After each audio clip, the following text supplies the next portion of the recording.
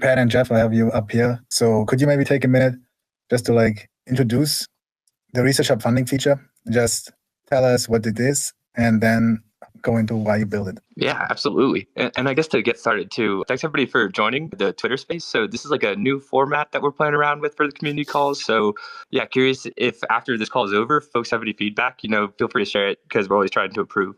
And yeah, Johnny, thanks for hosting. The funding feature is something that I'm personally very excited about. I think when you go all the way back to kind of the core thesis of why Research Hub should exist, it's that the financial incentives in academic research are really broken. Basically, in order to have financial stability, to be able to get tenure, to be able to receive grants, as a scientist, you need to publish a lot and get cited a lot. So there's this weird incentive structure where sometimes you can have more career stability by producing hype research that's hard to reproduce versus producing very reliable, reproducible research. And so at the end of the day, the big problem that we're trying to address with Research Hub is how financial incentives within science, largely through grant funding, create these bad behaviors within scientists, and what Research Hub can do to try and align those incentives.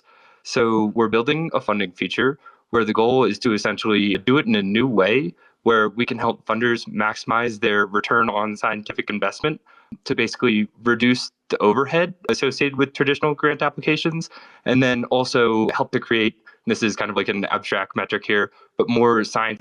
So if you think in the traditional grant giving ecosystem, people estimate that between 50 to 85% of all science can't be replicated. This ends up wasting a lot of money for funders, basically immediately right out of the door. 50 to 85% of your money is sort of wasted. And then even more nefariously, if an irreproducible subject gains traction, more investments can be received by that field. For instance, consider the example of the amyloid beta hypothesis in Alzheimer's, and then there's just more waste. So essentially, the way that we give out funding in today's scientific economy wastes a borderline unbelievable amount of money for the average funder. And we want to build a feature that basically helps funders allocate their capital more efficiently. So we've been toying around with an alpha version of this for about a year. You can go to Research Hub on the left sidebar. There's a funding tab. And what happens here is we have scientists submit pre-registrations instead of grant applications. If folks aren't familiar, a pre-registration is basically a blueprint of your research study. You'll share a quick overview of the experiment you want to conduct, what hypotheses you want to test, the experimental methods you plan to use to test the hypothesis, and then also a plan for your statistical analysis. And so pre-registrations have gained a lot of traction over the last 10 years or so because they provide a tool for scientists to be helped to prevent bad behaviors, be hacking, hypothesizing after results known, things that scientists will do in order to have a more interesting publication, to get more citations, but that actually reduces the quality of research and replicability of research as a whole. So what we're trying out is essentially using pre-registrations as a format for a grant application. So just one more anecdote, sorry for the long rant here, but back in COVID, so it's 2020, there's this new pandemic of viruses coming out. People don't really know how it works, how fast it spreads, potential strategies to develop a therapeutic. Things are going slow. Traditional science is very slow. There were a bunch of folks from Silicon Valley that were hey, we really need to rev up how we're funding COVID research if we want to have a chance at combating this thing because it's spreading so fast. So Patrick Collison, some folks from the Mercatus Institute at George Mason in DC got together. They organized $20 million to be given out to COVID research, and they called it FAST grants. Essentially, the way that they decided on distributing capital was that they just had scientists fill out a 5-question Google form, and then within 2 weeks, review the 5-question Google form and then give out the capital to scientists. I think it was between $250K to multiple millions. And so this Google form, when I first saw it, it was pretty interesting because the questions that they had in Fast Grants Google form was who are you? Tell us about your background. Tell us why what you want to study is important. So an overview. What hypotheses are you going to test? What methods are you going to use to conduct this experiment? What's your plan for analysis? And what's your budget? So when I saw this Google form, I was hey, these guys are just using basically a pre-registration as an abbreviated grant application. And they're using it in a way where scientists can, ship it within a couple of days and potentially get funding, within 2 weeks and move really quickly. So Fast Grants happened. It was a resounding success. They published a retrospective maybe a year and a half later about how using traditional bibliometric like quality measures, a lot of the projects that they funded were actually like traditionally, very successful from a traditional like view. So yeah, we're very inspired by this. And we think that essentially using pre-registrations as like kind of iterating on traditional grant application will, one, be faster for scientists. Two, it like pre-registers the study, so it will make the resulting science more reproducible. And three, it allows for feedback and peer review to happen on the front end. So basically, like rather than having peer review be a gatekeeper for like a scientific publication, it can instead be like sort of feedback on how to improve a study. And this is actually done currently with registered reports, happens a lot in like clinical trial style journals. So yeah, sorry for the long-winded rant here. This is something that I'm very excited about. And I think like is a very good opportunity for ResearchHub to help to make a dent in our mission of accelerating science by actually starting to realign some of these financial incentives that are sort of the root cause of a lot of the issues that we have in the scientific ecosystem today. Thank you, Johnny. Well, Pat, this was amazing. Thank you for just like spilling it all out like this. It's kind of fascinating to see how deep you are and how you can really recite every single of these questions by heart. From what I'm hearing, so the main thing that's really stuck out to me is you're kind of increasing basically the research funding per dollar that you invest in research funding actually going into research. Can you tell us a little bit more how pre-registrations are crucial to enable that and how the peer review process figures into that? Absolutely. So when you look at the funder's perspective and you think of like return investment, there's kind of like two ways to improve this. The first is the administrative overhead that's associated with grant giving right now. So basically, how much does it cost to give a grant? And then the second part is like when you actually give the grant, how efficiently is the money spent? So the first part, basically, there's a whole lot of administrative waste in science. If you look at Susan G. Komen, they spend about 12% of their annual budget just administering the grants that they give out. So immediately 12% is taken away from any dollar that you want to spend funding science in the traditional ecosystem. That figure is 6% for the NSF too. So like gigantic scale, it doesn't improve tremendously. So I think with ResearchHub, with this feature, we can reduce that administration fee pretty significantly right off the bat. Another thing that happens that, could be considered waste is that academic departments take a really large sort of overhead cost associated with grant funding. So I know like the new administration in the States has addressed like this partially already. But as of like a couple months ago, a lot of departments would take like up to 50% of a grant immediately just to be spent on keeping the lights on at the university. So that's a huge waste as well. Some nonprofits like the American Heart Foundation have done group negotiations with universities where like they'll just have a 10% overhead fee. So yeah, basically you can save a lot of money for funders on the amount that's like actually assigned to the university. So the first part, we can save funders money on the administration of their grants just by using the internet and doing like collective negotiating with universities to reduce their overhead. And then the second part, which I think is more like intellectually interesting, is like how do we allocate the capital in a way that like is more, so the money that actually goes to scientists, how do we like make that work harder for the funder? And so right off the bat, 50 to 85% of funding is wasted because it ends up funding reproducible science. So if you could like just make science twice as reproducible, get like your reproducible number from 50 to 25%, that means funding is going twice as far. So you get a 2x on your funding immediately. So one way that we're trying to help with this is by using pre-registrations. So pre-registrations gained like a lot of popularity over the last 10 years, like largely from like the social sciences, like psychology. Folks here are familiar with Brian Nosek, Center for Open Science. He's the person who like coined the term replication crisis and has done a lot of the work like actually like trying to replicate studies and put a number to how irreproducible like different fields of science are.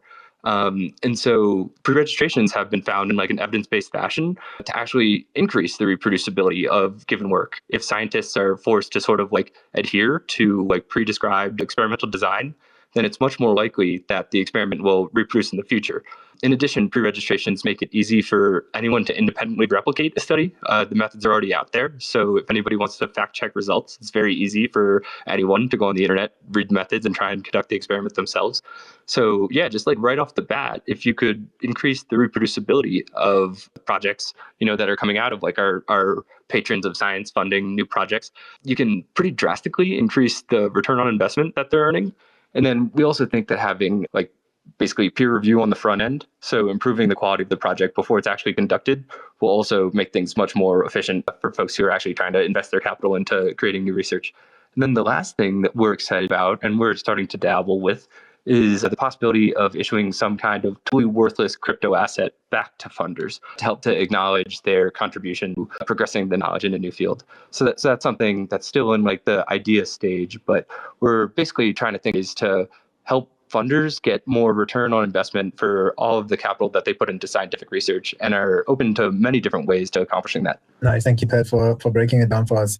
So far, so clear, especially on the pre-registration side. I really understand how like committing to the format before you conduct the science will reduce potential questionable research practice, like changing the hypotheses after you have already had the results, and really like making the researcher more accountable, which is probably going to enhance the reproducibility a lot. As you say, it's even evidence shown. But one part wasn't so clear to me, which is ResearchHub kind of reduces the overhead is taken right off the bat. Could you elaborate that again so I can understand it? Yeah, totally. So just using Susan G. Komen as a comparison, Susan G. Komen is a breast cancer nonprofit located in the States.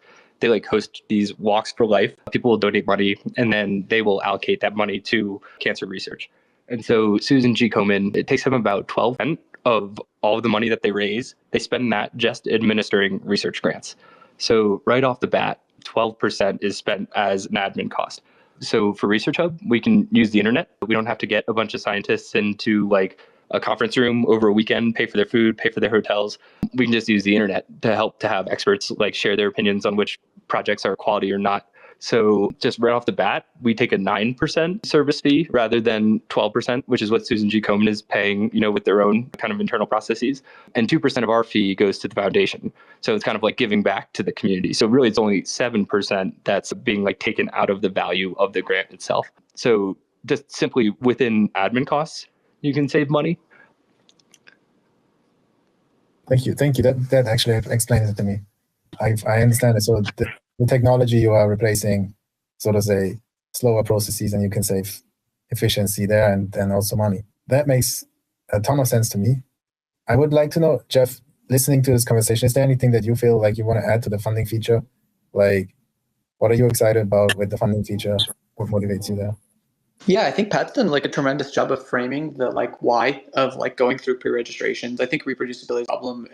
Anyone who's in the sciences has felt this when they try to like go and look at the materials and methods on a paper, and they try to reproduce it and it just half the time doesn't reproduce. I think one thing maybe I can add to for some cost is the timeliness of this, which is we're seeing a lot of demand coming in from like just people from the rationale of, hey, the NIH is in shambles right now, and that's like people's like lifeline. So right now, like that funds probably a good chunk of work for people. And right now, I think there's like a little bit of the chinks in the armor here because like the NIH has supplied people with funding for such a long period of time, and now that like funding is being kind of cut off or being reduced or being slowed down even further.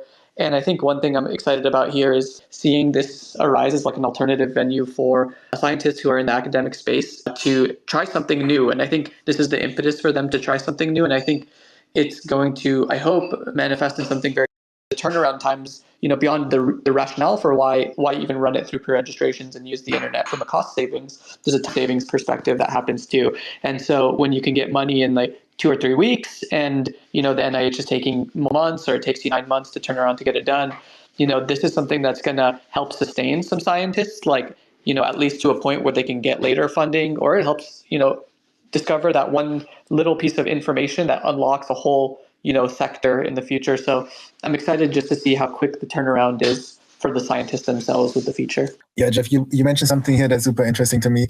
And without going to like political or controversial, it seems like there's a lot of changes to the current system in science now with this new administration that's in the US.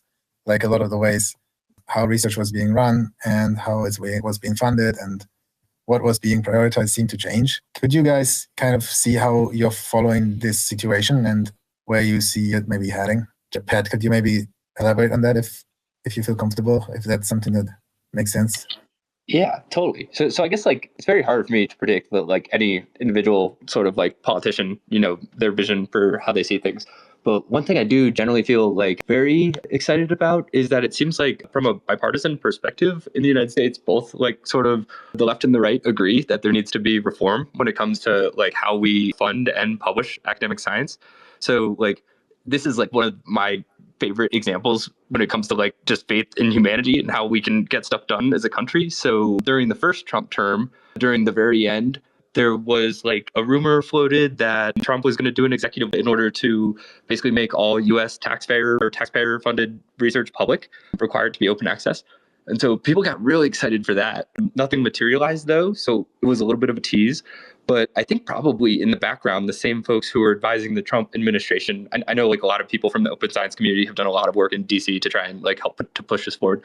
They were probably also advising the Biden administration, because I think it was like 2 years into the Biden administration, they issued the Nelson memo requiring that all US taxpayer research be published in open access repositories and have open data, which is like incredible. So yeah, like in kind of like an apolitical, just yay humanity sense, like I feel very encouraged in general that like it seems like everybody recognizes there are issues that exist in the current ecosystem for funding and publishing science, and like both parties are taking steps, like generally in the right direction towards fixing it. Some of the more recent stuff is slightly more aggressive, I'd say, but yeah, like it seems like both parties see that there's something and something needs to be done, which in general I find encouraging. Yeah, I really share that sentiment. It seems like from the content that I'm consuming, it really seems like there's more and more a consensus that things need to change, and people are more and more open to try out alternative mechanisms, solutions.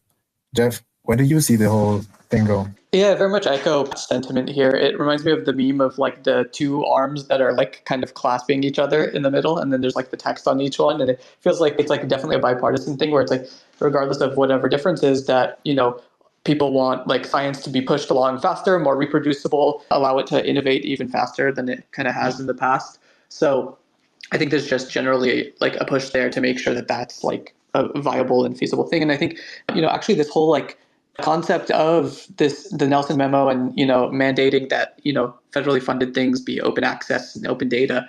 It's funny because it's a kind of essentially the same concept as like the pre-registrations on ResearchHub, which is like when you have money to distribute and you need to get that money, there could be like a set of requirements that money gets filtered through, to make it to the other side. So in this context, it's, well, now you need to have open access and open data. And in the pre-registrations, it's like, well, now you need to pre-register your report to do it. And like the byproducts of both of those things are things become more reproducible because you have the open information and the data. So those things can be kind of audited and screened better. And then you have pre-registrations, which can also be open and audited and also like promote reproducibility. So it's just two very similar concepts. One is at like a really massive scale at the NIH, at a smaller scale at ResearchHub. But I think this concept of being able to filter things, I'm happy to see that filtering funding through like good practices are being implemented. Thank you, Jeff. You guys are having a very optimistic perspective there, and I think it makes sense. Like there's changes, but change seems to also have potential for like renewal and innovation. We kind of spend a lot of time now on the funding feature, exactly like I intended for the space. But what I would like to do before we move on to like some more community updates and other things, other exciting things that are maybe new in ResearchHub, I would like to maybe succinctly, and not maybe, but definitely succinctly, just put the logic of the funding feature into like a minute, into like 60 seconds. Pat, can you try in 60 seconds? And if you need 90, I'll give you 90. Yeah, sure. So the big picture problem is that the current infrastructure for funding science wastes a lot of money for funders. Like, I think it's fair to estimate that around 85% of all of funding is thrown down the drain and wasted due to the traditional grant-based funding infrastructure. Our funding feature is intentionally designed to create financial incentives that help to increase a funder's return on investment. So in theory, funders would want to use ResearchHub rather than a traditional grant-based research funding program because they'll have more science produced for less money. We'll reduce their overhead costs, and then we'll also make the resulting science higher quality because it will be more reproducible. That was a good job, Johnny. Yeah, that was amazing. That really sums it up for me and really allows me to go to the next point here on the agenda. What I would love to talk about is the new app. So maybe you could give us some teasers there. You guys have been developing a new app and it's getting closer and closer to like its final shape. Maybe you can give us some of the highlights that we can expect to come to ResearchHub soon. Yeah, absolutely. So I can give some quick background here, and then I have to drop off at the half hour. So big picture here is AI is amazing. Cursor is amazing. When properly leveraged, these tools can make a small software engineering team like 2, 3, 5, 10x more productive. These tools work better using certain technologies. So our initial code base was not built in a way that was optimized for AI development. Kobe, who's our lead engineer, recognized this, saw the potential of using these AI tools to help to speed up our development, and so decided to rewrite our V1 of ResearchHub's web app. So probably next week, we'll have a public link to a completely rewritten V2 of ResearchHub. That's a little bit more focused on like social interactions, and also will be much snappier, easier to use. We have an updated lab notebook, a new social feed that has mixed content in the homepage. So I'm moving away from like a red style homepage more towards like a traditional TikTok, Instagram style feed. And then we'll also have the ability to fund projects, the ability to have your projects funded by posting pre-registrations, and then have an earn tab on the left. So making it much easier for folks to discover earning opportunities, specifically peer review bounties.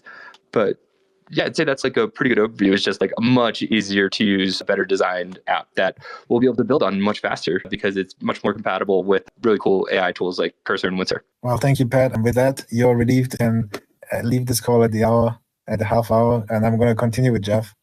Thank you for introducing the new update to us. Jeff, I know you have seen some behind, like you have seen some pre stuff. I was on a call with you. So let's kind of talk. What is exciting from the perspective, from your perspective, from the foundation side? Yeah, from the foundation side for the new app is what you're referring to, Johnny? Yeah, for the new app, what are you most excited about? Yeah. So a couple things. So one of them would be, as Pat alluded to earlier, which is the Earn tab. So the Earn tab is going to be where you're going to find all of the earning opportunities. So this is like the different peer review bounties that are available. So I'm particularly excited about that one. I think the ResearchHub journal will there's been actually 5 submissions into the journal, one of them fully published by researcher Guy Fincham, and then 4 that are like kind of in review right now. And I think the ResearchHub journal layout got like a little bit of a facelift. So you can kind of see the things that are in the journal a lot easier. You can see what's in review versus what's published, a lot better tagging, a lot of information kind of on the sidebar, as well as like some areas on the homepage that help spotlight things. So, if you are a submitter into the ResearchHub journal, there's an area on the right where you can have a spotlight. So this is one of the things that helps kind of market the content that's coming through the journal. So it's one of the selling points is we can get a lot of eyeballs on the front page of ResearchHub to the journal submissions. And then even like funder spotlight. So there's a lot more like social proof that's there. So if you did fund some work or you were one of the top peer reviewers for the week, there's like areas on the front page that will surface that information. And I think it's nice to give this kind of like leaderboard or like this kind of social proof that you are one of the pivotal people, to do something. So I'm particularly excited about those 2 things. Very excited about the implementation of like, and we hear this a lot from our users, which is like onboarding and offboarding of the research coin. So we have made some changes to the ResearchHub.fund website that implements like on-chain kit, which is a way to like much more smoothly kind of onboard and buy RSC or sell RSC. It'll help sponsor like some of the gas fees on Base for it too. So hopefully it makes the usage of that component of the website a lot easier. Those same concepts will be embedded into the new website. So hopefully that helps just people who have the massive pain point, of course, of like the research coin side, be able to do that quicker. I think you just, so to sum up, like your highlights really are the journal, the research coin, and wait, you had the second one in between that can you quickly repeat it? I think the spotlighting to me is very cool. Being able to spotlight all the right people for the different functions they do. Oh, yeah, the social proof. I think one other thing that I really liked about the new app was it's kind of like flies in the shadows, but how the commenting, the comment editor is updated so that every time you edit a post or you write a peer review, it gets saved for you, which I think is really crucial and going to make the platform much more fun to use. Yeah, that one's actually a pretty big one. So a lot of like our reviewers who, said, hey, it's hard to kind of write into this comment editor. If I move away, it deletes all of my content. It doesn't have all the different functions you'd want in a comment editor. So yeah, that being updated alone is going to be, I think, a huge win for everyone. The formatting gets retained when you're copying, pasting stuff in. These little things that are like annoying for people definitely get smoothed out. Okay, I think the feature with the RSC, like you kind of teased it to us a bit, but could you also break it down? Like what is exactly going to change? Like how is it now and how is it going to be different? Yeah, so right now it's very difficult. So you have to go create a wallet, then you have to go figure out how to like buy, USDC or ETH somewhere, and then you need to be able to go and like find a place to swap it. These things are not like kind of all localized into one environment. So what the new feature set is going to include is like all of these kind of things, and it's almost like a little walkthrough natively on the website. So you'll be able to spin up a wallet on the website. You'll be able to kind of buy whatever USDC or ETH using on-chain kit. So this would be the ability to use a debit card or Apple Pay to buy some of those components. And then, and then another step of like swapping it to the RSC, and then finally the depositing. So it's all kind of like natively embedded into the website. And then every function you need is going to be on there, and you'll be able to use debit card and Apple Pay, which I think will be a much smoother kind of transition for a lot of people. And then kind of the inverse of that will also be true if you're a viewer and you earn some money and you want to sell it. Okay, the big update really there for me is being able to like buy it straight with your credit card or with your Apple Pay. That seems to be much smoother. Yeah, those are the kind of two big updates. So like the logic of the funding feature, I think there's more coming there that we can announce soon, some news behind like the funding feature. We have talked about the new app. I think that would allow us to kind of go in some of the other updates, like the more community style updates here. So Jeff, I have some notes on those. Would you take us through them? So let's start with the automated emails to peer reviewers. Can you talk about that a bit? Yes, yeah, absolutely. So actually this one is one that we've been hearing a lot of feedback from our reviewers around, like just a more kind of communication. So we have, the way that it works is we have our reviewers come in, there's a 14-day submission window to kind of peer review the work, and then it gets kind of assessed by an internal team of editors. So we can sort of kind of like quality control. Sometimes you'll get really, really low quality content coming in, and then there's high quality content. We can't pay out everything. And even there's like some very good quality, multiple very good quality ones. But at some point, a sixth or seventh peer review is diminishing returns for the author. And so one of the, rightfully so, complaints of the reviewers was, hey, we're not getting a lot of information onto why we did not get the reward for the peer review that we did. And the peer reviews take time. This is not like some casual comment. These are pretty significant additions to the platform. So we'll have we're doing it in a way where like it's not super streamlined, but at least the information will get back to the reviewers, usually within, I'd say, like a handful of days or a week after the editorial decision. An email that will go out to the peer reviewers with the rationale for, particularly if an award was not given. So that way it also informs the reviewer, like, okay, going forward for the next reviews I do, I know that I need to, maybe check to make sure, like, if I used AI, I need to make sure to disclose it, or I need to be much more thorough about my figure assessment or something like that. Nice. So you basically improve the back and forth communication with the reviewers. Yeah, essentially. Nice. Do you have any other updates here on my list? I think I have hit mostly everything. If you have something to talk about, we could talk about that. Otherwise, we could open to some audience question. If anybody wants to raise their hand, I'll bring you up on stage and we can chat. Yeah, maybe as people are putting their hands up, a couple things. So we've had two particular pre-registrations that have been pushed recently. So we're just ironing out a couple like little bugs, but they're live. One of them is on a very contentious topic of vaccines and autism spectrum disorder, ASD. Nicole Shanahan actually had posted some large amount of funding that her foundation wanted to put towards like some like meta-analysis review articles around this topic. And, I know it's a contentious topic, and I think that people generally have a sense of like kind of what's going, but I think it was a really important thing for us to try to push where like we can just show in the most objective way possible what the result of that is. So there's a pre-registration which outlines all kind of the methods of which we're doing this meta-analysis. And we kind of uploaded it for crowdfunding, and we're going to do this meta-analysis around vaccines and autism spectrum disorder and just show in as objective a way to like all audiences, kind of what the results of that are. That's one of them. And then the second one is we actually had an assistant professor from Stanford upload a pre-registration on some of like the neural circuitry in reward behaviors in fentanyl addiction. And so they're going to do a really innovative technique called bar-seq to be able to like outline the different neurons and projections that are involved in that reward mechanism. And so that's up for funding as well too. And that's Stanford's kind of first attempt using our platform for this thing. And I think if that goes well, we can certainly look into other kind of universities as well as more labs within Stanford to see if they're interested in also pursuing the same approach. So it's been live for a few days. It's missing some of the images right now for a little bug that we have. Hopefully that gets resolved. So if you come across it, just don't anticipate that all of the images will be there. But otherwise, I encourage everyone to take a look in the funding tab. Well, that's an amazing news there.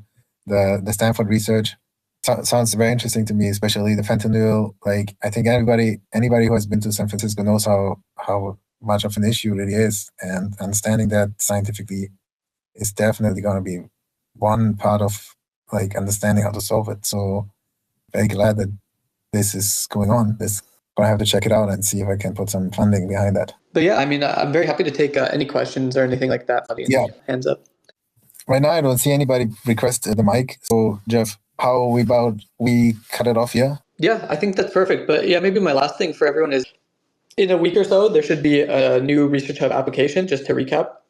So there'll be a new ResearchHub application. I think everyone's going to very much enjoy it. It's a lot more refined and has a lot smoother experience. So I know there's like a lot of bugs people like I think put up with for a little bit. And instead of fixing these little bugs periodically for the last couple months, the developers have just been revamping the entire website. So hopefully it'll be like a big upgrade all in one go for everyone. I highly encourage people to take a look at like the funding feature as it is now. In the new app, these pre-registrations will be able to be created straight from the lab notebook. And they'll be permissionless. So I know there's a couple people in the audience here who have expressed interest in wanting to actually upload pre-registration. So you'll be able to do it seamlessly with the new lab notebook. So take a look at that experience and let us know how it goes. We can iron out some of the kinks there. And then I'd say those are a couple big ones. Maybe final one is that we formally have kind of set up our scientific advisory board.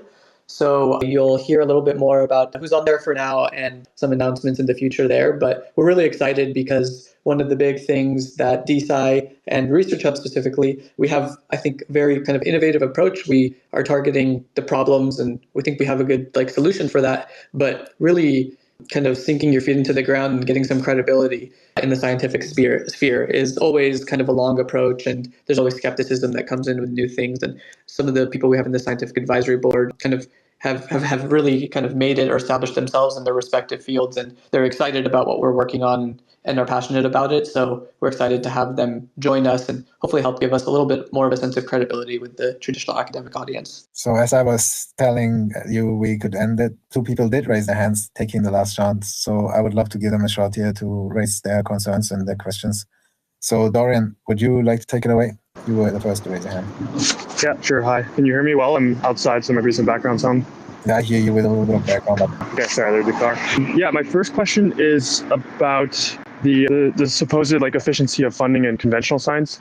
I think I was a bit surprised to hear that 85% is wasted. That sounds quite high. I mean, maybe if you factor in reproducibility, but otherwise one has to keep in mind that a lot of the overhead is actually to fund like the maintenance or expansion of labs, lab material. Labs are obviously super expensive buildings and equipment to maintain. So I think the 85% number is a bit of a dangerous one to be throwing around, depending on who we're talking to. Yeah, maybe a little bit of, I think that you touched on it at the beginning of the statement, which is like, it's kind of this estimated amount based off of like how much work is like actually irreproducible when they talk about kind of wasted funding. So fund projects that are not reproducible and then money spent trying to reproduce it or to build something on top of the irreproducible work. That kind of is the estimation for the 85%. I can send you the link to the particular paper there. But yeah, like what you said is true, which is if you look at it from a kind of indirect cost, like, yeah, there's a lot of indirects that are important for like, you know, the electricity, you know, those minus 80s take up a lot of energy. But yeah, I can send over the paper afterwards. Okay, I mean, if it includes this factor of like some science is not reproducible, therefore maybe it doesn't even count, basically counts for like zero output for money in, then I can understand the number. Another question I have, I'm going to play devil's advocate a little bit here. So another question I have is, how are pre-registrations different or better than grant applications? Because in grant applications, you also have to outline significantly detailed explanations of what you're planning to do in your research project. I think to some extent, like people sometimes would prefer to have a little bit less detail that they have to put because they don't know exactly what's going to play out in the lab. Some big projects might be multi-year. So of course you can't know all the details. So it might even be a bit of a drawback to have to put all the details more so than what is already requested in grants. I mean, I'm participating in a few Horizon applications in Europe. Like those things are extraordinarily detailed as is. Just to touch on this a little bit. Yeah, I mean, that's a super good point. And Sean, I know you have your hand up too, so feel free to chime in here because I think you've got a lot of experience in this realm as well. But so the idea of like the peer registrations that we have well, one, they're public. So you go in and anybody can kind of see the claims that you made. So I guess one of them is, when you're submitting a grant, you're held accountable by like the particular like entity or organization. When you publicize your peer registration, you're kind of held accountable for by everyone, the entire scientific community, because they can see it. Another thing that I think the peer registrations bring with it, and I think there's one point that maybe Pat didn't touch on as much, which is like in a conventional NIH structure, you have a study section, right? They have to grab a couple of researchers that are experts in the field. You don't know who looks over your content, but they do. They look it over. Maybe they have a vendetta against you. Maybe they have a totally different, opposing opinion, and that is what their whole research is about. That's opposite of yours, and they have a bias. Those, these study sections are how there's like some vetting that happens to the grants. In the pre-registration approach, there's like public peer reviews. So these, in similar fashion, are experts. There's like no like slow turnaround of trying to get these people all into a room together. People can go and peer review it on like the page for the pre-registered report. And there's accountability. It's like the big part of it is just there's much more accountability on who's making claims for what. But then to your other point of being, the devil's advocate, I actually agree with you, which is like, part of science is like the flexibility and malleability to like maneuver through the experiment so I think there's like some components that shouldn't be changed, like more like the statistical approach, or you need to be doing an ANOVA or two-way ANOVA or three-way ANOVA in these situations or something like that. But I think pivoting to different things while your research is being uncovered, I think is an important aspect of it. But again, I think it boils down to accountability. You can pivot, but you need to kind of like make a statement or a claim on your peer registration at that point saying, hey, we're pivoting here for this rationale. Again, it just boils down to transparency. I think Sean wanted to jump in, right? Yeah, Sean, jump in. Yes, sorry, I picked a bad time to print something. It's just finishing, so I didn't want to turn it on. My printer is loud, but I apologize. I think it's done. Anyway, thank you. I joined late. I apologize. I wasn't able to hear everything. And so one of the questions I have, and Jeffrey, to speak to what you were just talking about, it's a very complex system that you are attempting to advance while also make sure you maintain the credibility of, and that's an extremely multivariable system. So it's not easy, and I respect that. And so I think what you're trying to do, and with the last ask some questions, is going to be tricky, and it's going to have to figure out what pieces of trad sci you need and what pieces of new sci you can align. I'm curious if you're aiming for any index in the near term, and if so, what that path looks like with your different structure. You mentioned the scientific advisory board. That may be a step in the right direction, but what can you speak to with respect to indexing, which a lot of times decisions on where to publish do come down to where it's going to be seen by searching for it. So a little bit on that would be great. Yeah, you hit the nail on the head, which is people really care about indexing. And there's like a small subset of people that probably give less of a shit about it, which is like people who are like really, really established and they don't really need the publications. They've had their fair share of their Nature publications, and to them just another publication doesn't really matter. We find that like people who are actually at like the more quote unquote prestigious universities actually are way more attuned to like experimenting with this more like innovative approach and style that we have, even if there's like the drawback of we're not quite indexed somewhere. That being said, we are currently taking the steps to get indexed in some of the basic places. So the next one on the horizon for us, it would be DOAJ. So we're going to aim to like get these little ones. We need to get up to 10 submissions into the journal to be considered for indexing. So that's kind of the short-term path that we're on now. So if anybody here has a paper that they're looking to publish into the ResearchHub journal, this would be immensely helpful because it would get us, we have about 5 submissions currently. So this would help get us to a place where we can get indexed in some of the basic places.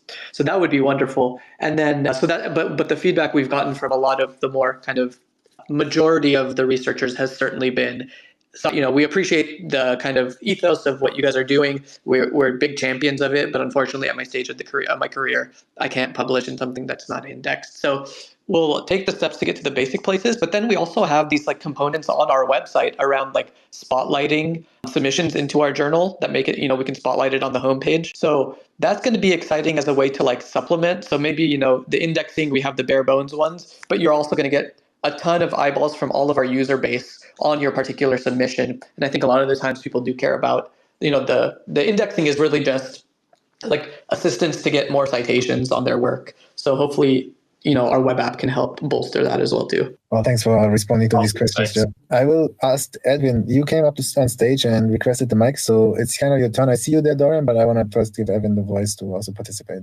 Mostly addressed. You can move on. Okay, so then, Dorian, I see you have your hand up. Do you want to bring something up? Sure, just to add my perspective on the publishing. So I think I'm a relatively new author. Got about 4 or 5 papers, 2 in National Academy of Sciences, 1 in Nature Biotech. And I would be willing to publish in ResearchHub, but the thing that would incentivize me the most is if I was also funded via ResearchHub, then I'd do it. I think I first got in touch with ResearchHub in early 2024. And at the time, it was kind of presented to me that it would be very easy to get something funded on the platform. But that never happened, actually. And it was I felt a bit let down because I felt like I'd been misled and kind of wasting my time submitting applications for funding. I was told they'd be just a few months away, a few weeks away, repeatedly. And then in the end, it was kind of told, well, actually, it's not possible. It's a new feature that we're going to add, and God knows when. So that's been my experience. And I think now you guys are finally at a stage where funding might become more pragmatic and more feasible. But that would be the obvious, incentive for me. Like if funding was opened up, then I would, and it was maybe tied to publishing on the platform, then I would be much more likely to do it. And I would have maybe like 3 or 4 papers that I would then push through that pipeline. Yeah, I appreciate you saying that. And Dorian, I kind of, I've been around for a while now, so I've seen how we've had to like pivot. And I think that's one of like the natures of like being the startup is you kind of have to like pivot for certain things. And there's like expectations that we even have internally of, we anticipate, going in this direction. And then, you pivot to something that like, might be more pressing at the time. I will say that with the launch of the new app, there is a quite seamless kind of ability to like open up a registration. It's actually one of the like types from the lab notebook. You just go on there, you click pre-registration, you put a bunch of like the content for your pre-registration, you select a funding amount, you can type in whatever you want and then upload it and it's like out there and then it's open for crowdfunding. So I hope that will be kind of like in, once this thing is out, that should, I hope, smooth that out quite a bit. And the other point is connecting the dots between like funding and publishing. So I know one big thing that Pat is like a big fan of is if something passes the threshold of being funded, it should get published regardless of what the regardless of what the results are. So you have a hypothesis, right? Your pre-registration, you're testing some kind of hypothesis, whether it's you approve the null hypothesis or reject it, there should be content that comes out of it. And I think that we're thinking a lot about that concept that you brought up, Dorian, which is if you pass the filter of getting the funding, that means people have found this to be worthwhile to pursue, and there should be an academic output for the work, regardless if it ended up being correct or wrong.